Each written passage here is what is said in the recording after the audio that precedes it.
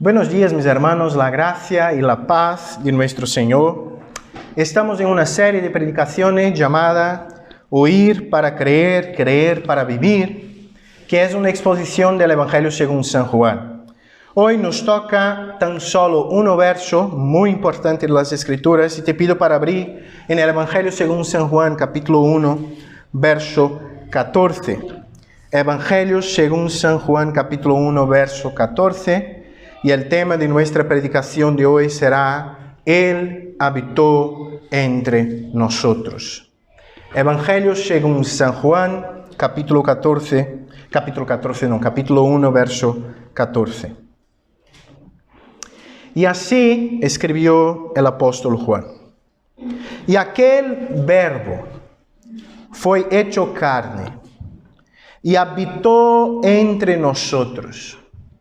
Y vimos su gloria, gloria como del unigénito del Padre, lleno de gracia y de verdad. Una vez más. Y aquel verbo fue hecho carne y habitó entre nosotros. Y vimos su gloria, gloria como del unigénito del Padre, lleno de gracia y de verdad. Que podamos permanecer con las Biblias abiertas. Padre, te doy gracias por tu palabra. Te doy gracias por el privilegio de abrir tu palabra, de leer tu palabra, de tenerla en nuestro idioma, de poder predicarla. Te pido, Señor, que tú puedas hablar con tu iglesia por medio de este texto. Que tu iglesia sea edificada, corazones sean cambiados, mentes sean transformadas y tú recibas la gloria que solo tú mereces. Te damos gracias, Señor, en nombre de Jesús. Amén. Algunos textos de la Escritura pueden ser muy breves en su extensión de palabras y al mismo tiempo ser infinitamente profundo en su significado. Hoy seguimos en nuestra serie de exposiciones del Evangelio según San Juan. Nos deparamos con uno de estos versos de la Escritura. Uno de estos versos que, aunque muy cortitos, son muy profundos. Sobre este verso, un pastor, un teólogo del siglo XIX llamado J.C. Ryle escribió una cosa muy interesante. Él dijo así: el pasaje de la Escritura que tenemos ahora delante es muy breve si lo medimos por el número de palabras, pero es muy largo si lo medimos por la naturaleza de su contenido. La sustancia de este es tan inmensamente importante que bien haremos en considerarlo de manera separada e inconfundible. Este solo versículo contiene más que suficiente materia para toda una exposición. Siguiendo la orientación de este hombre del pasado y también por comprender esto del texto bíblico, comprendo que tenemos material suficiente para una sola y una entera predicación en este verso. Por esto hoy nos acercaremos a esta palabra del Señor para comprender mejor uno de los temas doctrinales más centrales de la fe cristiana, que es la doctrina de Cristo, o lo que los teólogos llaman de cristología. Este texto habla de Cristo, de su persona y de su obra. Esto es especialmente importante porque yo creo que esta área de la fe cristiana es una de las áreas que a lo largo de la historia más sufrieron ataques en términos de fe. Todos los grandes equívocos, errores, herejías de la historia tenían su fuente en la persona, en la comprensión de la obra y de la persona de Cristo. Entonces yo creo que este verso es muy importante para nuestra fe todavía hoy. Por eso te invito a sumergirte en las profundas y maravillosas aguas de Juan 1:14 y así aprender más acerca de la gloriosa obra de nuestro Redentor. Pero para esto necesitamos comprender el contexto. Aquellos que ya vienen participando de nuestra serie se queda un poquito más fácil. Estamos estudiando el Evangelio según San Juan. Y el Evangelio según San Juan empieza con un prólogo, empieza con 18 versículos que son el prólogo del Evangelio. ¿Qué es un prólogo? Prólogo es un resumen donde más o menos los cimientos de todo lo que será trabajado es de una manera u otra abordada, tratada por el autor del libro. Ya hemos visto en los 5 primeros versículos que Juan se utiliza de una palabra griega que es traducida como verbo o palabra, que en este contexto es un sinónimo de Cristo. El verbo, la palabra, es Cristo. Y en los 5 primeros versos aprendemos 3 verdades muy importantes, que fue el tema de nuestra primera predicación. Hemos aprendido que Cristo, que Jesús, es Dios. Esta es la primera verdad que Juan trabaja. Hemos visto que Cristo, Jesús, es creador. Sin embargo, hemos visto que Cristo Jesús es también Salvador. Semana pasada fuimos presentados a Juan el Bautista y vimos como él, aunque no fuera la luz, ha venido como un testigo, como un testimonio de la luz. Sin embargo, fuimos presentados en el verso 9 a la luz verdadera que alumbra a todo hombre, Cristo Jesús. Y fuimos sorprendidos en el verso 12 con la verdad que aunque unos le rechazaron, la verdad que aunque el mundo no le conoció, aunque los suyos no le recibieron, unos todavía le recibieron. Y siguen recibiéndole. Y estos unos han recibido la potestad por medio del Padre de ser hechos hijos de Dios. Y hoy llegamos a la verdad, el medio por lo cual estos que son llamados hijos de Dios llegaron a ser hijos de Dios. Algo ha tenido que cambiar en la historia. Y este algo es el hecho de que Él habitó entre nosotros. Hoy dividiremos nuestra predicación en 2 puntos muy claros del texto. La primera verdad que tenemos aquí es la verdad bíblica, la doctrina bíblica de la encarnación del Redentor. La primera frase, las primeras 2 frases del verso 14 son: y aquel verbo fue hecho carne y habitó entre nosotros. 2 frases aparentemente muy sencillas, muy claras, sin embargo muy profundas. Primero, tenemos que llevar en cuenta que es la primera vez después del verso 1 que Juan vuelve a utilizar la palabra verbo. Él la utiliza en el verso 1, si tú puedes mirar en tu Biblia. En el principio era el verbo, y el verbo era con Dios, y el verbo era Dios. Pero ahora vuelve a hablar del verbo en el verso 14.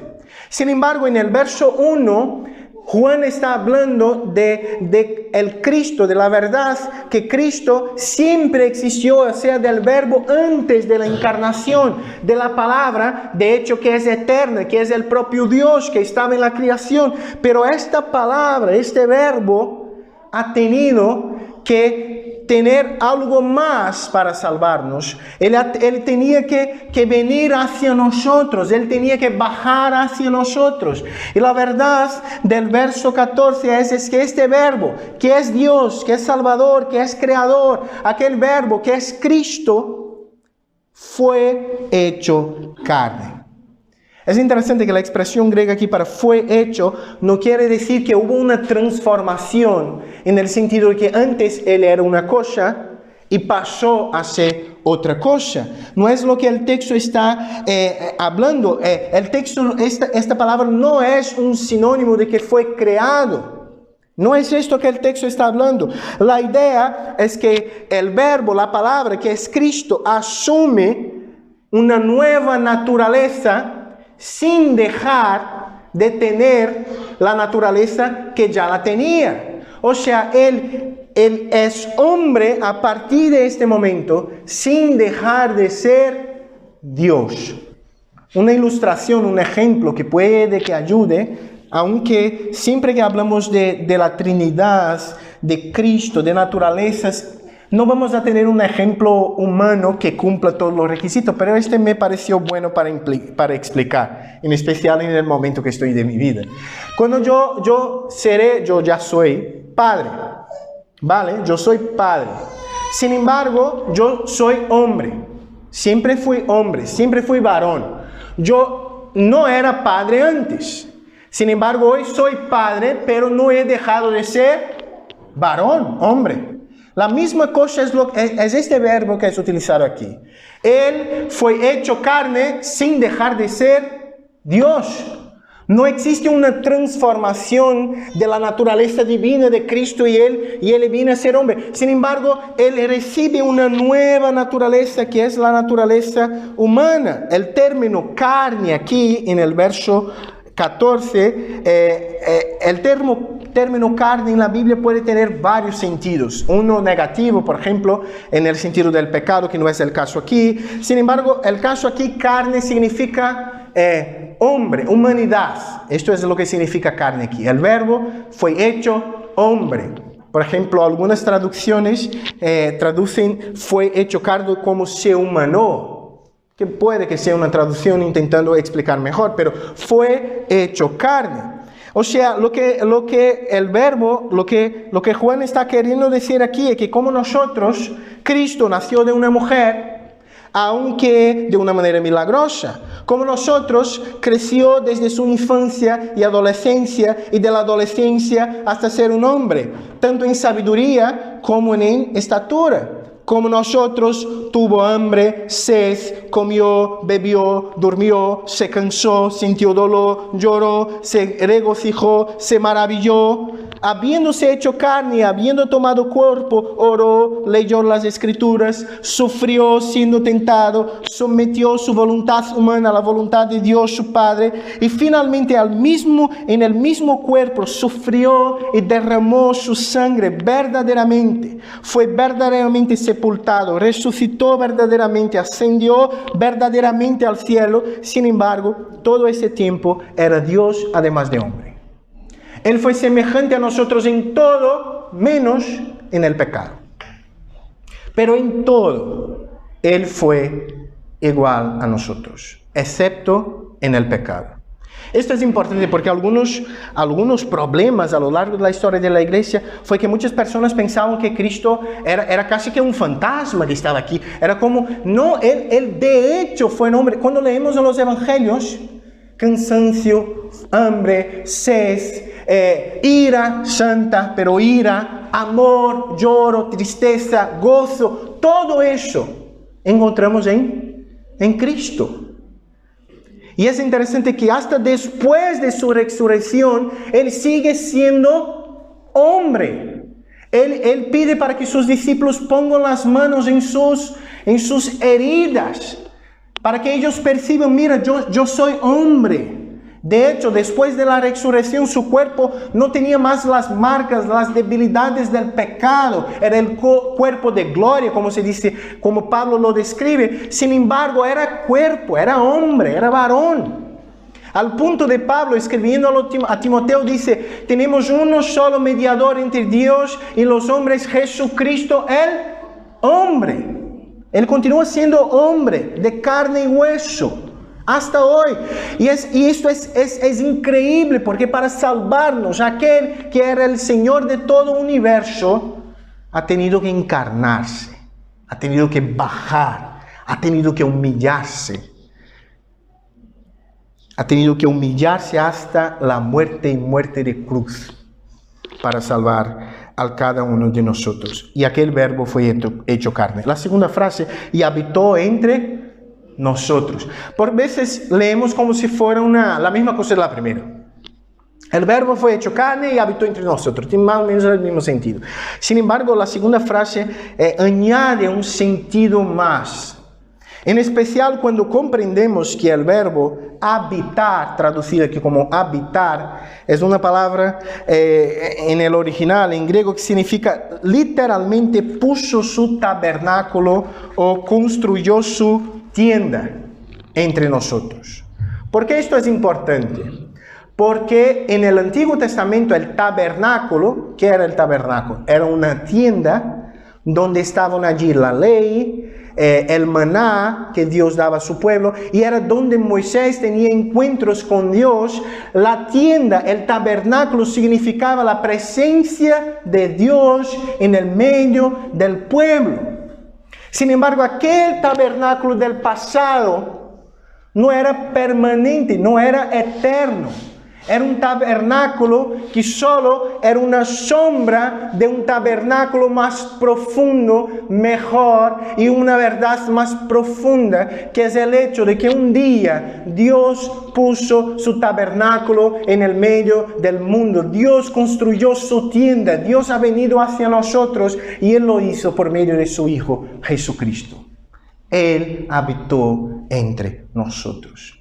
Esto es increíble, mis hermanos, en especial cuando reflexionamos cuán malo es este mundo después del pecado. Dios creó el mundo perfecto, sin pecado. Sin embargo, el pecado estropeó las cosas. El mundo sufre, Pablo dice en Romanos, que la creación sufre a causa del pecado. El mundo es mal, Pablo va a decir. El mundo yace en el pecado, en la maldad, la palabra dice. Sin embargo, Dios, para salvar su pueblo, puso su tabernáculo entre nosotros. Construyó su tienda en el medio del caos. El Verbo fue hecho carne. El Verbo habitó entre nosotros. Dios se ha hecho hombre para salvar a aquellos que no eran dignos de ser salvos. Esta es la verdad del Evangelio. Él habitó entre nosotros. Esta frase está cargada de profundidad. El hecho de que Dios ha entrado en la historia humana es la comprobación de que Él no es un Dios alejado. Un Dios que no tiene relación con su creación, no. El Dios de la Biblia es el Dios que ha puesto su tabernáculo en nuestro medio. Es el Dios que ensució sus manos en el caos del mundo para limpiarnos de todo pecado. Ese es el Dios de la Biblia. Algunas implicaciones de esta primera parte. Primeramente, Jesús es verdaderamente Dios y verdaderamente hombre. Esto es el principio más básico del cristianismo. Si fallamos aquí, nos liamos en todo. 100% hombre, 100% Dios. Las dos naturalezas no se fusionaron, no se mezclan, son plenas en sí, están presentes en Él, pero están allí. ¿Y cuáles son las implicaciones de esto para nuestra vida? Primeramente, el hecho de Jesús ser Dios garantiza que nuestro Salvador, Jesús, es todopoderoso. Él tiene toda la autoridad, Él tiene todo el gobierno, Él tiene todo el poder, Él puede transformar tu vida, Él puede transformar tu historia. ¿Por qué? Porque Él es Dios. Nuestro Salvador, el líder del cristianismo, no es tan solo un hombre, no es tan solo un profeta, no es tan solo alguien que fue bondadoso. El líder del cristianismo no es tan solo un gran líder religioso, político, social, un revolucionario. No, el líder del cristianismo es el Dios que se ha hecho carne, el todopoderoso, soberano, que gobierna todas las cosas, que cambia todas las cosas. El hecho de Cristo ser Dios cambia todo. Pero el hecho de que Cristo es hombre garantiza que Él nos conoce profundamente. Existe una distinción entre hablar de algo teóricamente y hablar por vivir. No existe una distinción. Yo puedo hablar de una enfermedad. Pero si aquellos que viven esta enfermedad hablan de esta enfermedad, es distinto. Yo creo que el hecho de que Cristo fue hecho hombre cambia la manera como nos relacionamos con Él. ¿Por qué? Porque Él conoce nuestros dolores, Él conoce nuestras fatigas, Él conoce nuestras tentaciones. Él conoce las emociones humanas no solo por medio de un conocimiento intelectual, sino que experimental. Al abrir nuestra boca en oración, podemos tener certeza de que aquel que nos oye sabe lo que es padecer, sabe lo que es ser un hombre. Y esto cambia todo. Yo hablo con Cristo sabiendo que Él sabe lo que es tener hambre, sed, ser traicionado, tener tristezas, llorar, sentir fadigas, dolores, enfermedades. Él conoce esto. Hablamos con alguien de una manera empática, tenemos relación profunda porque Jesús es hombre. Sin embargo, el misterio de nuestra salvación está en el hecho de que Jesús es Dios y hombre. Las dos naturalezas de Cristo garantizan que Él es nuestro mediador. Ya hemos hablado un montón de esto en aquellos que están en los estudios del medio de semana. Un mediador es alguien que se pone en el medio de dos partes. Él es Dios y puede garantizar que su sacrificio fue aceptable a Dios. Sin embargo, Él es hombre. Él nos representa. Él puede estar delante de Dios y decir, mira, yo he pagado el precio del pecado de Gabriel. Su precio fue mi sangre, que es perfecto porque yo soy Dios. Puedo representarlo porque soy hombre. Él representa las dos partes de la cruz y solo por esto podemos ser salvos. Solo por esto podemos ser salvos. Otra cosa, mis hermanos, es que Cristo es el propio Dios que habitó entre nosotros. Dios no está alejado. Y te digo una cosa, de la misma manera que Dios puso su tabernáculo en el medio del mundo, Dios necesita poner su tabernáculo en tu corazón. Es ahí donde las cosas cambian. Por medio del Espíritu, Cristo habita en su pueblo. Y esto es increíble. Sin embargo, esta habitación, este hecho de habitar, es por medio de la fe, confianza en el único que fue capaz de salvarnos, Jesucristo. Es creyendo en Cristo que somos hechos habitación del Altísimo, como dice la palabra. Dios ha puesto su tabernáculo en el mundo. Mi pregunta es, ¿Dios ha puesto su tabernáculo en tu corazón? ¿Dios ha cambiado tu vida personalmente? ¿Dios ha cambiado tu historia personalmente? Necesitamos comprender esta verdad. Sin embargo, tenemos el último punto de hoy, la gloria del Redentor. Porque el texto dice, y el Verbo fue hecho carne y habitó entre nosotros. Y vimos su gloria.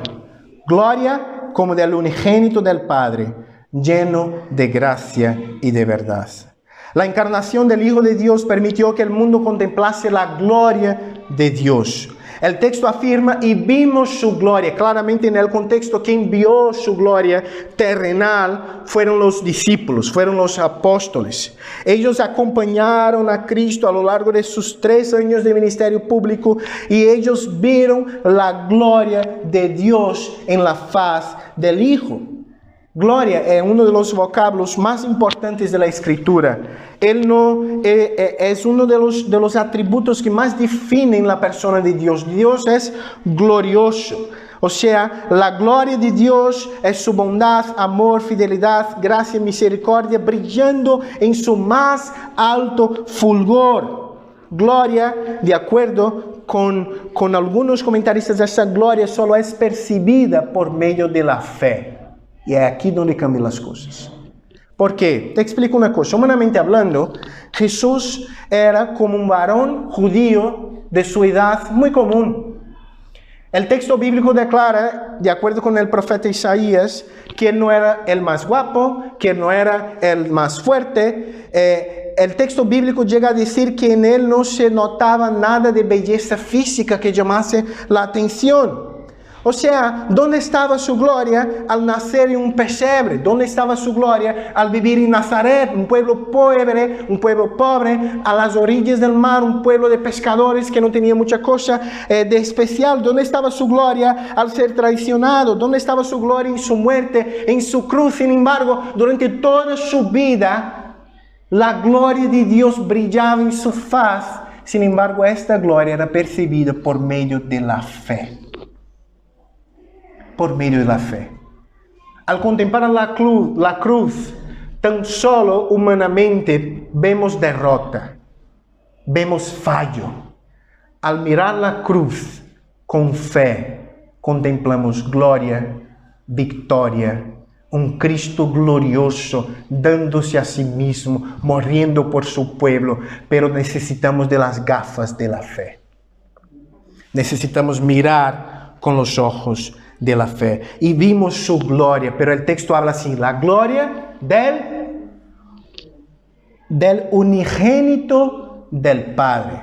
Del unigénito del Padre. Algunas traducciones traducen el término unigénito como único.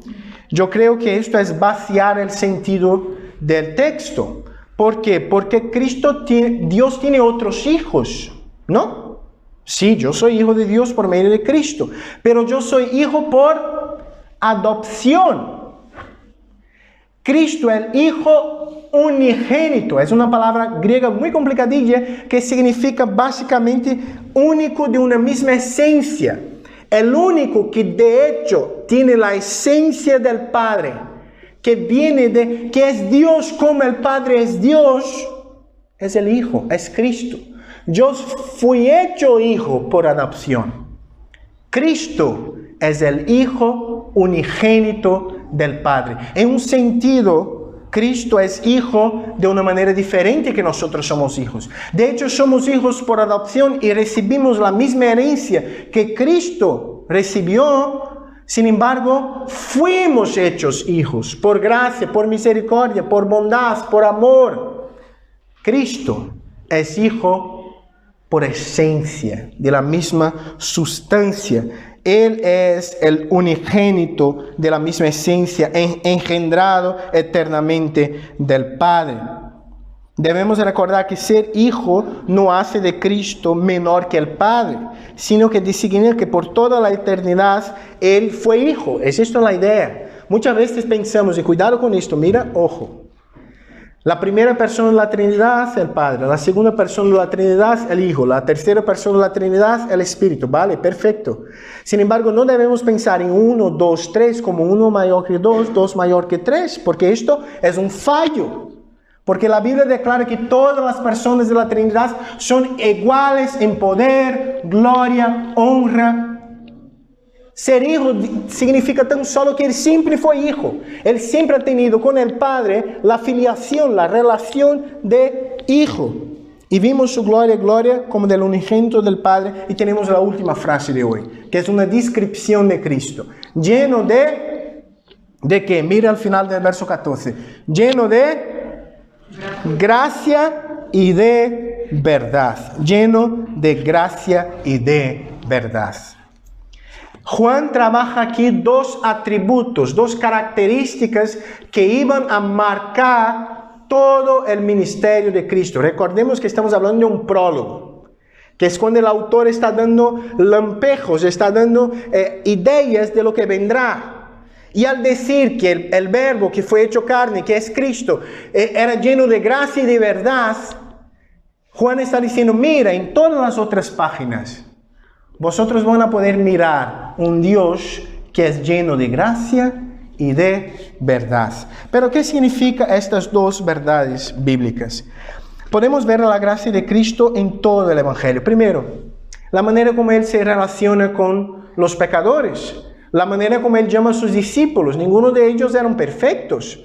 Ninguno de ellos tenía cosas humanas que pudieron decir, mira, yo soy la mejor persona del mundo. No, Cristo es lleno de gracia y a mí me gusta comprender un poquito de la diferencia entre gracia y misericordia. Dios es las dos cosas, pero la gracia va un poquito más allá. Pensemos por un momento que tenemos una persona que nos debe dinero y esta persona nos debe 1,000 euros.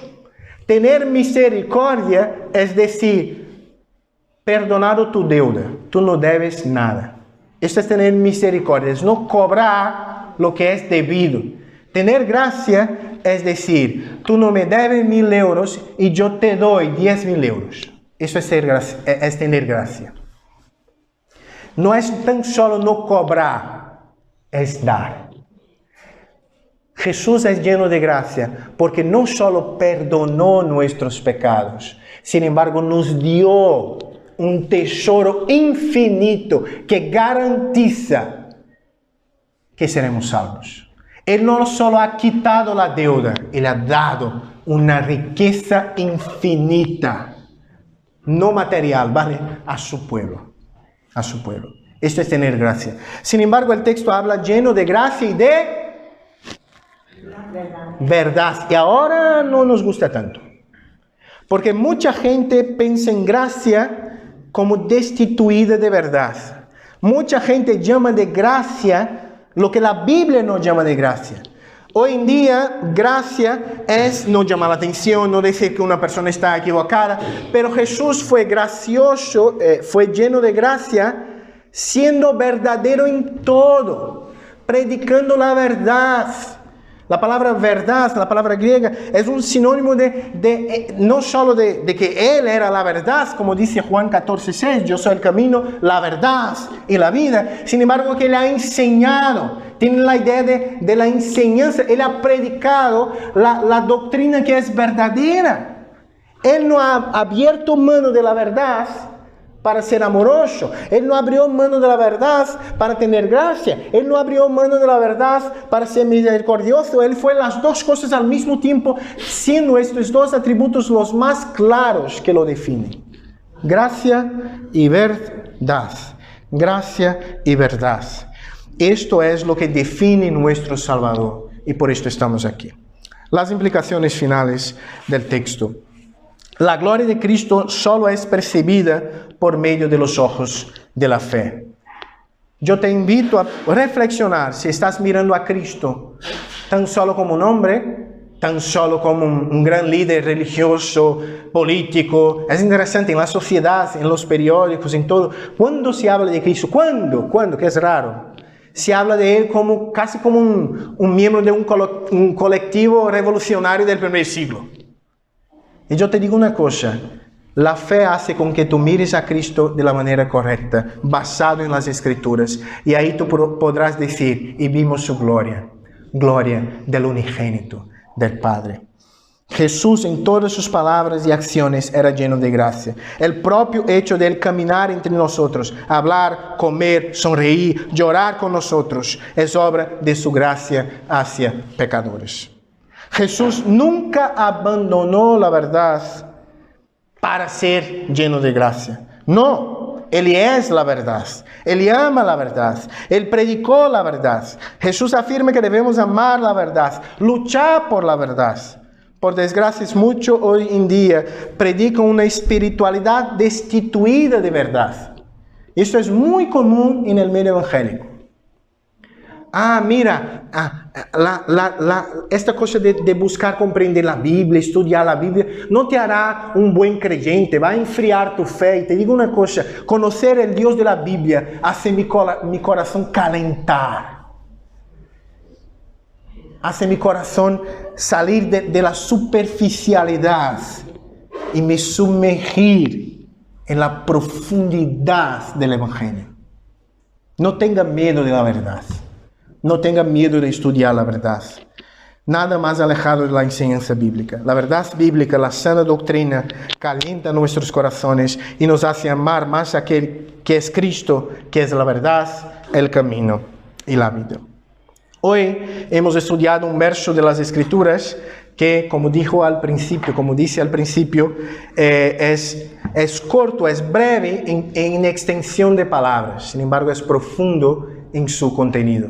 Y hemos aprendido acerca de la encarnación del Verbo y la gloria del Redentor. Te invito esta semana a quedarse pensando. Y el Verbo fue hecho carne y habitó entre nosotros. Y vimos su gloria, gloria del unigénito del Padre, lleno de gracia y de verdad. Y que tú puedas vivir tu vida a diario como Cristo vivió, lleno de gracia y de verdad. Que esta semana sea una semana donde cada uno de nosotros podamos mostrar al mundo que yo no necesito abrir mano de la verdad para tener gracia. Al revés, que la gracia verdadera es aquella que, diciendo la verdad, consigue amar, respetar y cambiar el mundo. Que podamos vivir la verdad del Evangelio. Padre, te doy gracias por tu palabra. Te doy gracias por la oportunidad de predicarla. Te pido que esta palabra, este verso de las Escrituras, puedan servir de edificación para tu pueblo que tú seas glorificado, que tu pueblo sea edificado, que tú recibas la gloria, Señor. Es esto que pedimos en nombre de Jesús. Amén.